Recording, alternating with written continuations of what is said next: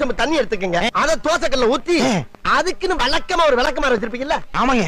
வரட்டு வரட்டு வரட்டுன்னு ஒரு 4 இழுப்பு இழுத்து ஒரு கிண்ண நிறைய மாவு எடுத்து பெரிய ரவுண்டாவும் இல்லாம சின்ன ரவுண்டாவும் இல்லாம பொதுவா ஒரு ரவுண்ட ஊத்தி 4-5 வெங்காயத்தை போட்டு அள்ளி பொடி பொடி பொடியா நறுக்கி அப்படியே மேலாப்ல பரபர தூவி விட்டு சரிங்க ஒரு நீளமான கேரட் எடுத்து அதையும் பொடி பொடியா நறுக்கி சரிங்க அப்படியே மேலாப்ல பரபர தூவி விட்டு 16 கரண்டி நெய் எடுத்து சரிங்க அதுல 6 கரண்டி நெய்ய உள் சைடு அப்படியே லேசா விளாவி விட்டு சரிங்க 10 கரண்டி நெய்ய தோசைக்கு வெளி சைடு அப்படியே மேலாப்ல விளாவி விட்டு சரிங்க இட்லி பொடி இருக்கு பாத்தீங்களா அத அப்படியே அள்ளி மலை சாரல் மாதிரி அதை மேலாப்ல பரபர அப்படியே பேய விட்டு சரிங்க பொத்துனாப்ல அப்படி ஒரு பரட்டு இப்படி ஒரு பரட்டு அப்படி பரட்டி விட்டு அப்படியே ரெட்டி கலர்ல முருக விட்டு அழகா மடிச்சு கம கமன்னு ஒரு ஊத்தப்பத்தை எடுத்துட்டு வாங்க. சரிங்க.